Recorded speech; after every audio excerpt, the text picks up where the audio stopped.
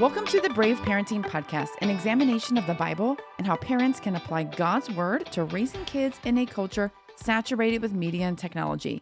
Today, we'll be discussing the new Instagram teen accounts. And in almost a fitting tie-in, we're also going to be discussing a screen time problem that zoos are having with their gorillas. Quite the topic. So hello, everyone. Welcome. I am Kelly Newcomb, founder of Brave Parenting. And what a show we have for you today, brave parents. I could not possibly conquer these weighty topics without my other half, Chelsea Hazel. Hey, everyone. I am so glad to be back. Summer was awesome. But as anyone knows, with 3 teenagers who do not drive, it gets a bit crazy when you're trying to get everyone from place to place. But Kelly, you know this. You've nearly launched all of your children into adulthood, but now you went back. You're almost back at the beginning, my friend. Explain that to our listeners. Yeah. So my youngest two are about to turn 18. And I now took on my 6-year-old granddaughter. She is living with us during the week. We are helping get her educated. And while my daughter and her husband are working. And so, yeah, we're back in first grade. It's, I forgot some first grade, some first grade life. But so we're back at it. So, I was kind of on the edge of all the older teenage stuff, but now I'm back in the beginning. So you parents with young ones, I'm still in it with you. I still feel all of your pain. But today we're not talking about 6-year-olds. We're going to talk about teenagers, especially Instagram and their new rollout of teen accounts. Last week, Instagram announced that they are going to be rolling out almost immediately in the United States with greater restrictions for all teens, but especially teens under 16 years old. That's right. So already, you guys, we see an impact of what collective pressure and voices can do. And even a big tech giant like Meta has bent their knee. And Meta, of course, you guys, owns Instagram. Now, before we get into the details and our opinion of this, we're just going to give you a brief history of Instagram's drama. So in 2017, Instagram was cited as the worst app for mental health. That was 7 years ago, you guys, and this drama has surrounded Instagram for years. Then, back in 2021, Frances Haugen, who was a former Facebook employee, actually turned whistleblower and leaked internal documents showing that Instagram's parent company, Meta, was absolutely aware of the harmful effects that the platform had on young users, particularly teenage girls. The documents indicated that Instagram had made body image issues worse for 1 in 3 teen girls, and that teens blamed Instagram for increasing their anxiety and depression. Now, unfortunately, despite this knowledge, Meta continued to prioritize engagement and profit over addressing these very serious issues. Now, following the whistleblower's revelations, Mark Zuckerberg and other Meta executives were called to testify before Congress. Kelly and I watched these hearings, and we had a handful of good snarky comments as we watched them, but during these hearings, lawmakers on both the left and the right unified and expressed their outrage over Instagram's impact on young users, with some asking Zuckerberg to apologize to parents for the harm that the platform had caused.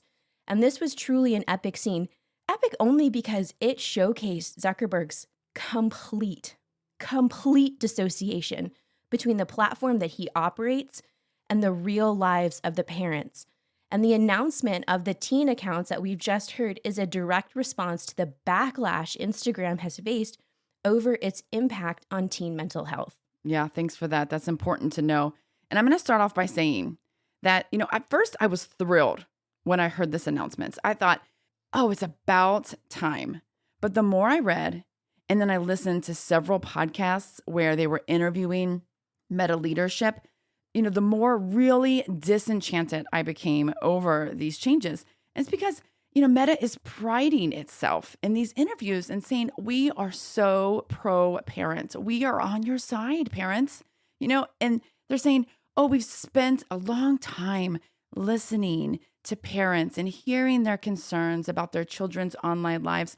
And we are just so proud to be bringing you such helpful, parent-forward, and safety by design initiatives to them. Now, hopefully I'm not the only one who sees the painful irony here. They caused the problem, right? Their platform perpetuates this problem of competition and comparison bullying, sexting, solicitation, shaming, sextortion. And children and young adults, they've taken their lives because of what this app allows. And for years, not just 6 months or a year, many years, over 7 years, concerns have been raised, and Meta has done nothing. It took Senator Josh Hawley during that Senate Judiciary hearing to call on Mark Zuckerberg to stand up and apologize to parents and families, as Chelsea just described, to those children who have died as a result of Instagram's content before they really started doing something, because then it became really embarrassing. That is when I think they realized, okay, well, we're going to have to do something because, they're really walking in shame in this. If you haven't watched it's like a 5-minute video of this senator's grilling of Zuckerberg saying who was fired because of this. And he's like, well, I can't tell you who was fired. No one was fired. And it's really an incredible video. It's like 5 minutes. And I'm going to link it in the show notes because it's worth watching. But that was 9 months ago. And Meta and Instagram was on the hot seat. They knew they hadn't done enough. And we all knew that they didn't really care. And the Senate Judiciary Committee really made them look like scum. They did a great job of that. And so now they're doing something. And, wouldn't you know it? Oh my goodness, they're pro-parent now. They're like the pinnacle of safety advocates. That's how they are presenting themselves on these podcasts that they're going on presenting this. And I don't know. I just think that it's a little too late. The damage is kind of already done. So yes, I want to say, thank you. I'm glad that you're doing this, but I'm not going to bow down and display gratitude to you for putting basic safety measures that could have been in existence a decade ago. A decade ago, you could have done this. The technology was there. It's not as though this is just new technology. They are incorporating some AI that we're going to hear about in a second. But overall, they could have put really safety by design from the very beginning. Safety by design is what the Center for Humane Technology and Tristan Harris has been promoting for a long time. He was a Google ethicist, and he says safety by design should be the default. That has not been the default at all for Instagram, but now they're saying it is.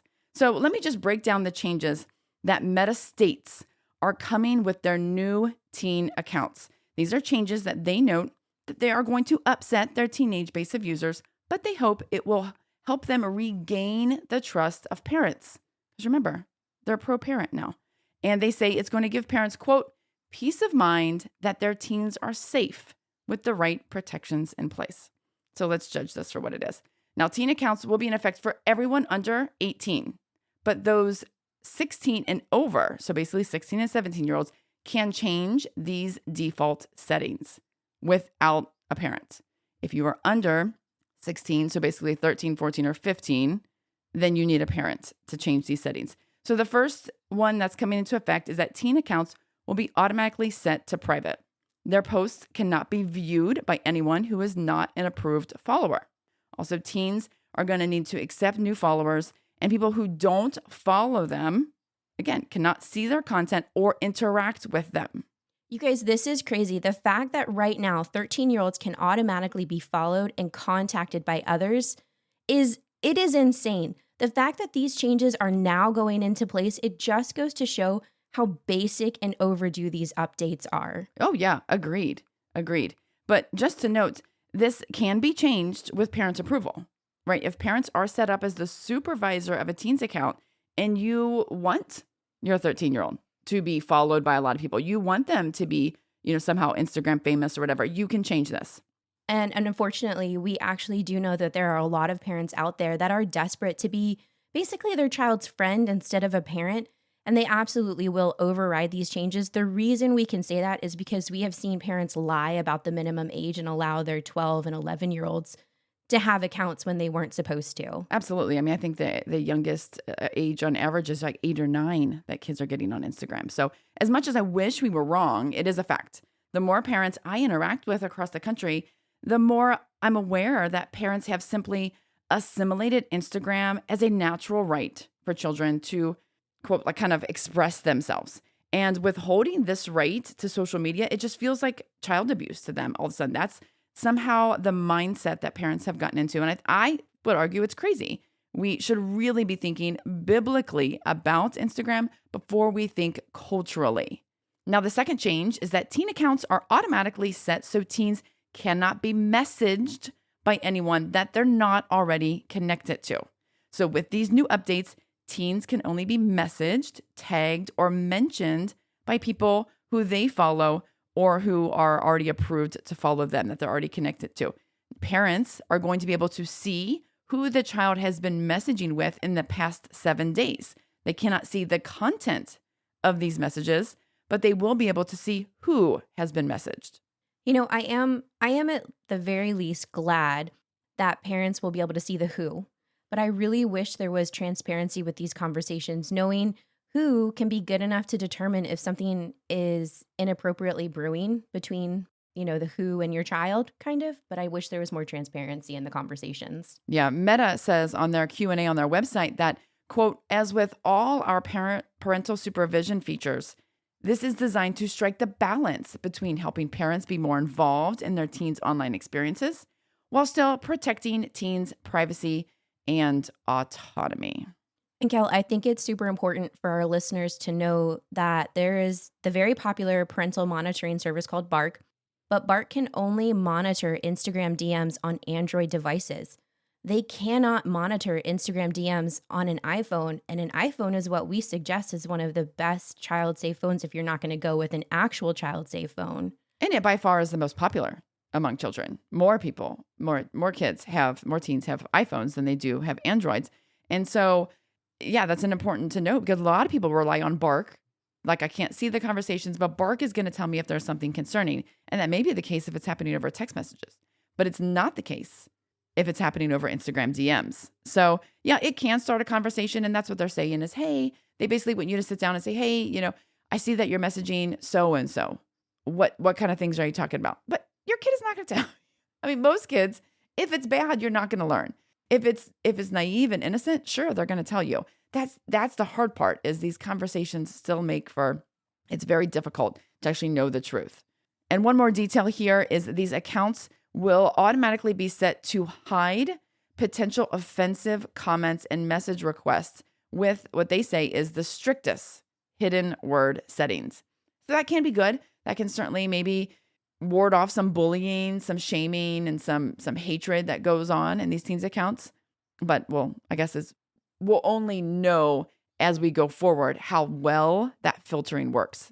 The third change coming to teen accounts will be that Instagram will put their most restrictive content filter on their accounts by default. So these teen accounts will be automatically set to see less sensitive content from accounts they don't follow. Now that's words directly from Meta, from accounts they don't follow. So here's the key that we might not be processing unless you really think deeply about this. Accounts they don't follow, that means suggested content. They're not going to stop suggested content from coming to your child. So they're still going to be saying, hey, follow this person, follow this person. They're not keeping it in your local community of who you have relationships with. They're still going to be doing that. And so, and not only that, they can still see sensitive content from people they follow, right? This is just the suggested content from people they don't follow. And so there still exists no filter or restriction or ability to limit or disable a teen's ability to follow certain people. They can still follow that person who's going to promote disordered eating. They can still follow that person who's going to promote maybe suicide type, self-harm type of issues. Again, teens under 16 cannot change this restrictive content filter without parental permission, but teens over 16, they can automatically turn this off if they don't want to. Kel, could you describe what Meta considers to be sensitive content? Yeah. So according to the Meta press release, they say that sensitive content could refer to people fighting or promoting cosmetic procedures. That's the two examples that they give. I would probably also add, because there's been so much body image issues, they're probably going to include in that disordered eating, eating disorder related stuff. But with these new features, parents will also be able to see the, quote, age-appropriate topics their children have chosen to see content from based on their interests. So, for example, maybe they're searching a craft. Maybe they're, something really innocent or a sport or something funny. But if they are searching for diet or restrictive eating type of patterns, the parent can see that. So that is a good thing. So this filtering is going to take out the extreme. But you guys, we really have to point out that it always isn't the extreme or the sensitive content that makes Instagram so terrible for young people. It's the brutal competition and comparison culture that occurs through the sharing and the curating of everyday life. Nothing, and I mean absolutely nothing, is being done about this issue. Oh, yeah, no, because that's what Instagram is built on, is competition and comparison. You take away those features of competition and comparison and you essentially paralyze the platform. You crack the foundation that Instagram is built on, because it's all about curating a life to be seen by other people, and the nature of how it's been used is in competition comparison. We talked about that in the last episode about parents and the parental stress, and I think it comes from looking at Instagram and seeing other parents. It seems like they're doing it better. It seems like their kids are thriving more, and that competition comparison affects us as adults as well. So if we know it affects us as adults, we know for a fact it is a huge concern for teenagers. Okay, and then the next one is teen accounts are going to have time limit reminders. These teen accounts, they're going to receive prompts to close the app after 60 minutes of use. And their accounts are going to go into like a sleep mode, which is going to mute notifications from 10 p.m. to 7 a.m. Unfortunately, you guys, these are prompts that the teens can choose to ignore. And sleep mode, they can likewise continue bypassing as long as they're allowed to have their phones after 10 p.m. Oh, yeah. So I don't know. In the end, does it really do any good? I don't know. I mean, theoretically, with some kids, it might, right? But the app, like I said, like you said, is usable during those hours. DMs can still be accessed and checked at any time, but I will say they are giving parents the ability to set limits for the total for the day, where the app like legit becomes unable to access. Now, I love that. I think that's super important. I don't think that it should be an hour. I think it should be like 15 minutes, in my personal opinion. We have talked to a lot of people who've introduced Instagram to like their 16 and 17-year-old and given 15 minutes, like just enough, but to see kind of what's going on in the world, to get a feel of it, but not enough to be harmed by it. Parents are also going to be able to set time blocks during certain hours of the day, which they suggest nighttime, where the children cannot access the app. But why not school? Why did you not mention school? Okay, if we're doing safety by design, it's not hard for Instagram to know time zones and know that basically 8 to 3 during the day is school. For every teenager, that is pretty much school. Why are we not just defaulting in these teens accounts like to be off during that time? To me, that is safety by design. Now, just to brief you on the parental supervision side of Instagram. So first, the parent has to have an Instagram account. If you are going to supervise your teenage account, you have to have an Instagram account yourself. And second, both parties, both the parent and the teen, have to opt in to this parental supervision. That's when, under the parental supervision, you can either keep certain limits on your over 16-year-old, or you can release them. But again, 16-year-old and over, they can release them themselves unless you as the parent really go in and put some hard stops on there. Now, I know everybody's thinking, because it was the first thing, of course, that we thought. What is to stop teens from creating fake accounts and using fake birthdays so that their age is not a teenager? Well, Meta says that they will be employing facial analysis software to estimate the user's age and automatically apply teen restrictions to accounts that appear to belong to those under the age of 18. Now, if a teen tries to skirt these restrictions by, for example, changing the age of their account, they're going to have to go through a verification process with the parent or provide an ID of some sort. I think that then poses the question, what is stopping a 19-year-old or even a teenager who's, say, 15 from creating a parent account? You only need a picture of your parents. That's easy, right? All kids have phones, cameras, you can take a picture. Hey, mom, let me take a picture. And then you create an account for your parent, and then you're approving them. Like, they haven't addressed as to how they're going to mitigate that from happening. But nonetheless, they said in an Atlantic article that, quote, Meta won't be sharing all of the ways it will combat circumvention of the parental supervision tool. So, I don't know. They either don't know how they're going to do it or they're just not willing to share. The Meta spokesperson also stated that the company plans to be very careful about not punishing teens who don't have traditional parent guardians in their life, But she said she could not give details on how Instagram would make those distinctions. Okay, hold on one hot second. First, I'm sorry to state the obvious, but it's teens, you guys. It's teens without traditional parent guardians who absolutely need the most protection from the world of Instagram. They are the ones who can easily be targeted by traffickers or scammers who want to exploit them because they don't have anyone protecting them. And as to how they're going to make those distinctions, you guys, isn't it obvious? If you are on Instagram and you are posting and sharing about your life, Instagram knows everything about you. The AI that they employ to learn about you and to know every intricacy of your life is unbelievably accurate. It is not hard for them to know whether or not you're going to come from a traditional family. Yeah, and so it's like, we're not going to punish them. What, meaning they're not going to get a teen account because they don't have a parent to override these restrictions? Like, to me, that's like providing a caveat that should not even be there. And it's the whole equity. Everybody needs to be treated fairly. But in my opinion, these are the exact type of teenagers who need more protection. And Meta doesn't care. So to me and my husband, when we heard these, we kind of thought, at first, it's like Instagram's version of a clean needle program. It doesn't actually care about the well-being of children enough to stop providing the drug of self-promotion, competition, and comparison.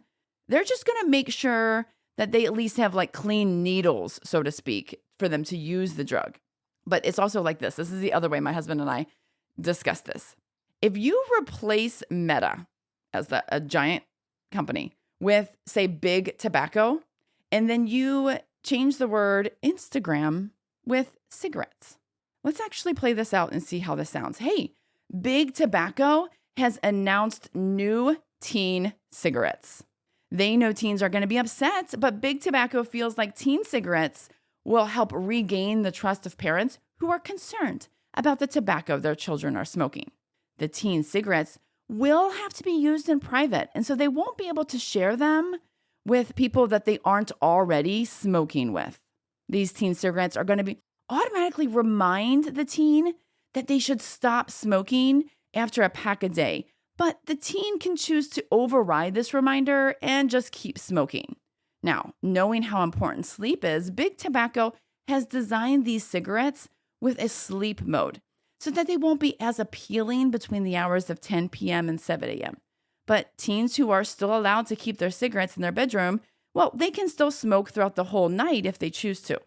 And because Big Tobacco has heard the heart and passion of parents, they have made available a review of who their child is smoking with. Now, you won't get to know precisely what they're smoking or how much, but you'll at least know who they're smoking with. Now, here's the kicker. In order to see who your child is smoking with or maintain these teen cigarettes past the age of 16, well, you, the parent, you have to be a smoker as well.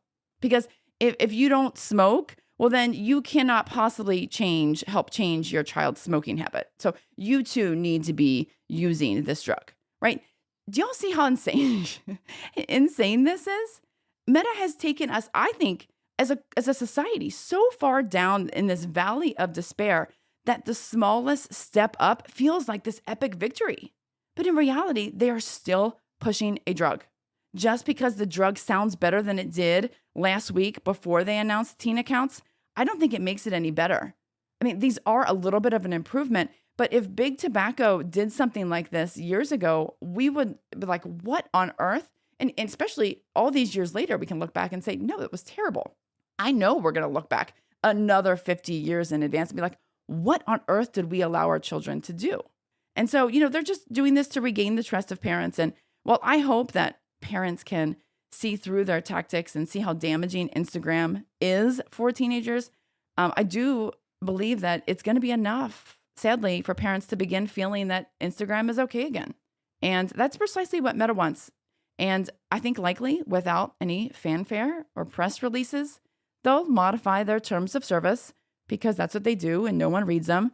And they'll begin suggesting, sensitive content again to teens because they know it works. They know it hooks them. I'm still shocked listening to that cigarette sort of analogy or comparison that you just did. And I'm just like, wow. I think we just forget things so quickly nowadays. Yeah. Like The news is so quick and we eat so much of it and we consume it so quickly that last week is feels like it was years ago. And so it's just going to be so easy to forget that Instagram was the bad guy, but also still is the bad guy in a lot of ways, Yeah. Meta, big tech, all of that. And I don't know, we've just said it so many times, Kelly. The heart. It's all about the heart, you guys. Jeremiah 17:9 says the heart is wicked and desperately sick. These teen account limits cannot fix the heart. All of these parameters that Instagram has put into place are about behavior modification, and they are absolutely not about heart change. Now, as Christians, we believe that it's from the heart where true and lasting change begins. This is why Ezekiel says we needed new hearts. We needed hearts of stone to be taken out, and we needed to be given hearts of flesh. You guys, Instagram and TikTok are absolute disciple makers. The algorithms that drive the content are powerful enough to establish a worldview that is antithetical to the gospel and promotes what is detestable to God.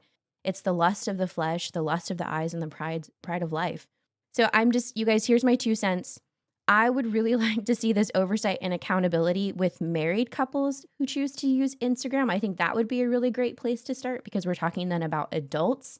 But in the context of kids, I still cannot say that Instagram or Meta is safe or appropriate for any child.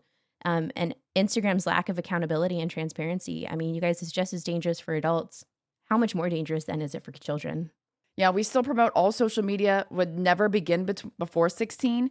But even then, I think that we just have a lot of work to do to educate our children on what's really happening on these platforms and to be as limiting as possible, as long as possible, because they just have more time to establish their worth in Christ and their biblical worldview, which will change the way they look at social media when they do, if they do decide to get on there. Okay, so that's Instagram teen accounts. And we're going to move into, maybe a little bit lighter of a topic because that's pretty heavy. We wanted to end with something that we've been holding on to this article, and maybe you've seen it, but we just thought it was crazy and hysterical at the same time that we wanted to share. And so we're going to talk about screen addiction from a different point of view. Who would have thought that we would be talking about screen addiction and animals? Well, not us, but alas, this is a thing. And since it's a thing, we're going to talk about it. Yeah. So you guys, this story came out earlier this summer. I think it was sometime in June or July. And we kind of pinned it in our brains because we just knew that we wanted to share this with you guys. So what happened was the Toronto Zoo over the summer established new parameters for guests that wanted to visit their gorilla enclosure. It's kind of like, remember when we were told to stop feeding the ducks, except now visitors are being asked to please stop showing the content of their phones to the gorillas. And in fact, the Wall Street Journal covered this issue over the summer, and their headline read, "Zoos concerned as gorillas become hooked on smartphone videos." I love it. That headline was like, what? Wait, what? Makes it like, yeah, exactly. Wait, what? The zoo even put a sign up for visitors before they entered the enclosure, and it read, "For the well-being of the gorilla troop, please refrain from showing them any videos or photos as some content can be upsetting and affect their relationships and behavior with their family." Well, and Holly Ross, who is the husbandry supervisor at the zoo, said, quote, "We just want the gorillas to be able to be gorillas." What do you think, Chelsea? I don't know. I don't know if I need to like purge all of the sarcasm out of me on the show, which probably would not be edifying to anyone, or if I should just listen to what my mama used to say. And, if you don't have anything nice to say, then don't say anything at all. I'm just so torn right now. I get it because, we've been sounding the alarm on big tech and screen for almost 10 years, and it's taken an embarrassingly long time to enforce teen safety accounts and features on Instagram. For governors to begin legally declaring that school campuses are phone free. And it's taken 26 years for a kid-safe media and tech bill to land in Congress. So how long, though? This is the question. How long did it take for people to step in and protect gorillas? Right? Like what, a year? 6 months? But we're really concerned. The gorillas just need to be gorillas. Why are we saying that about children? I think you just identified my frustration. It's how quickly an animal is protected instead of children. Years ago, when Brave Parenting was started, I went to an event with you. I think it was in Central Texas. And a parent described the horror of her kindergarten being shown porn on the school bus by the older kids. And it was the first time I was truly confronted with a heart posture of we don't care. And it wasn't just that the big kids didn't care about what they were showing the little kids, it was that the adults did not intervene on behalf of the kindergartners. Those students were not suspended from the bus. There was no blanket policy protection of no phones on the bus. That was never put into place to protect future students or current students. And back then, unfortunately, we didn't have the advocating and policy pushing voice that we do now. So truly all I could do was just mourn with them. And I say all of this because this we don't care heart posture is epically destroying us. It is coming from social contagions like anger and pride and envy and lust and others that are spreading through media and technology. But inevitably, when issues like anger or transgenderism, which we all know is just envy being renamed, are online social contagions, they absolutely harden our hearts and shape us into apathetic creatures. And these things, anger, envy, and others, they've always existed in society. There's nothing new under the sun. Why? Because our hearts have always been here. They've always been around. This stuff comes from within us. In fact, this is how our Lord and Savior describes our hearts in Mark 7:20 through 23. Jesus said, he went on, what comes out of a person is what defiles them. For it is from within, out of a person's heart, that evil thoughts come. Sexual immorality, theft, murder, adultery, greed, malice, deceit, lewdness, envy, slander, arrogance, and folly. All of these evils come from inside and defile a person. You guys, this is what comes out of our hearts. And we post it online, we share it, we boast about it, we use it for fame and attention, and then others see it. And because their hearts are also prone to wickedness and attracted to it, they enjoy it. They feel affirmed by it. And the consequence is we all become apathetic to everyone else around us. Why? Because this stuff like anger or envy or lust gets used against ourselves and others.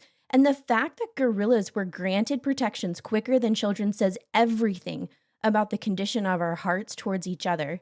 We're apathetic. And apathy, you guys, it's defined as a lack of interest, a lack of enthusiasm, and a lack of concern. It's not just that it's adults apathetic against other adults. It's against children, adults apathetic against children, the most vulnerable of our society. We have a lack of interest, a lack of enthusiasm, and a lack of concern as it relates to their well-being.